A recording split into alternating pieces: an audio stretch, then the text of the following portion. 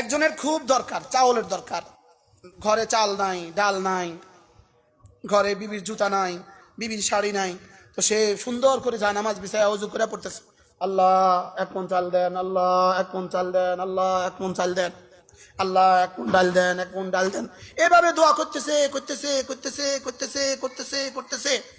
আরেকজনে কিছুই করে না, আরেকজন অভাবী মানুষ, আল্লাহুম্মা সাল্লি আলা মুহাম্মদ, আল্লাহুম্মা সাল্লি আলা মুহাম্মদ, আল্লাহুম্মা সাল্লি আলা মুহাম্মদ। দুজনে, একজনে কি বলতেছে বলেন? চাল দেন, ডাল দেন, যা যা লাগে। আর আরেকজনে কি বলতেছে? এই কিতাবটার মধ্যে আছে, রব্বুল আলামিন বলবেন আল্লাহুম্মা সাল্লি আলা মুহাম্মদ, ও আমার হাবিবকে রহমত করতে বলেছে, আর আমি এর বিনিময়ে তাকে রহমত দিব বলেছি, আর রহমত মানে তার যা চাওয়া সব পুরো করে দিব। এই জন্য আল্লাহুম্মা সাল্লি আলা মুহাম্মদ বলনে ওয়ালা নিশ্চিত হবে সব পেয়ে যাবে। আর আমাকে ডাল দেন, মাল দেন, চাল দেন, পাইলেও পাইতে পারে, নাও পাইতে পারে। বুঝে আসছে কথা? হ্যাঁ, তাহলে কি কি বলবেন আল্লাহর কাছে কোন?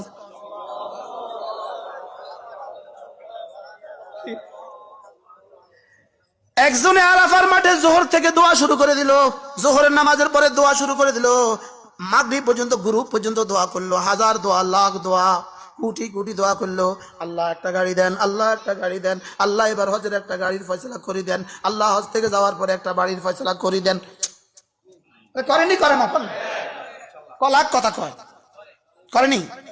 আরেকজনে শুধু কয়, কিছুই কইতাম না, আল্লাহুম্মা সাল্লি আলা মুহাম্মদ, আল্লাহুম্মা সাল্লি আলা মুহাম্মদ, আল্লাহুম্মা সাল্লি আলা মুহাম্মদ। রব্বুল আলামিন যেন বলেন, ফেরেশতারা দেখ দেখ দেখ দেখ, সোয়া কোটি 1 কোটি মানুষ আরাফার মাঠে যেই পরিমাণ দোয়া করেছে, আমার এই বন্ধুটাকে সেই পরিমাণ যত কিছু, 1 কোটি মানুষ যত কিছু চেয়েছে, আমার এই বন্ধুটাকে একসাথে তার সবটা দিয়ে দে। দুরূদ শরীফের কথা কেমনে বললে বুঝবো? কেমনে কইতাম আর কেমনে কইতাম?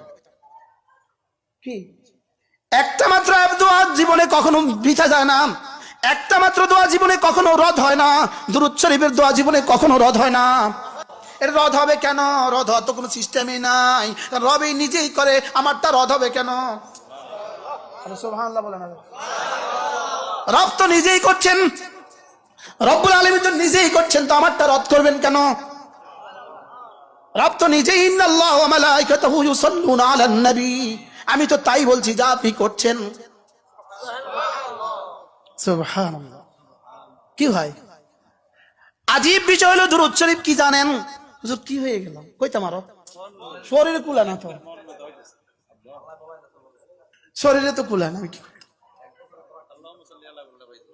আল্লাহুম্মা সাল্লি আলা মুহাম্মদ, আল্লাহুম্মা সাল্লি আলা মুহাম্মদ। যেমন ধরেন ইনি বাড়িতে কাজ করতেছে, এই লোকটা বাড়িতে বসে বসে কাজ করতেছে, ঘাস তুলতেছে, আপনি তার কাছে গেলেন দেখা করতে, দেখলেন উনি ঘাস তোলে, আপনি গিয়েও তার সাথে ঘাস তোলা শুরু করে দিলেন, ইনি কি পরিমাণ খুশি হয়ে যাবে? হ্যাঁ, এই বাচ্চাকে অনেক খুশি হয়ে যাবে। খুশি হবে কি না? অনেক খুশি হবে না? কি ভাই থাক থাক, লাগবে না, লাগবে, আপনি কষ্ট করিয়েন না ভাই, ভাই থাক থাক থাক, বলবে কি বলবে না বলেন? ভাই আরে দূর কি কন ভাই, এমনি বইয়েন, বলবে কি বলবে না? কি পরিমাণ খুশি হবে?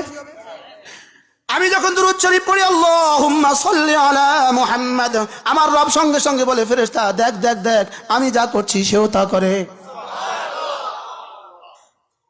এবার জিবরিল কি বলে, ইসরাফিল কি বলে, মিকাইল কি বলে, মালাকুল মাউত কি বলে, কোটি কোটি কোটি কোটি ফেরেশতা কি বলে, ওয়া মালাইকাতুহু, আমার ফেরেশতাও তো দুরূদ পড়ে, ফেরেশতারাও বলে ওহো আমরা যা করছি সেও তো তা করে। কি হয়? আমি যেন দুরূদ শরীফ পড়ে আল্লাহর সাথে, আল্লাহর কাজের সাথে শরীক হয়ে গেলাম, ফেরেশতাদের ডিউটির সাথে শরীক হয়ে গেলাম।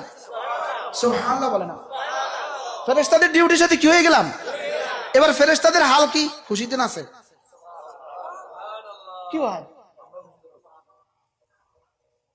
দুরূদ শরীফ হাই কে আছিস, কতবার পড়া উচিত? কমপক্ষে 100 বার।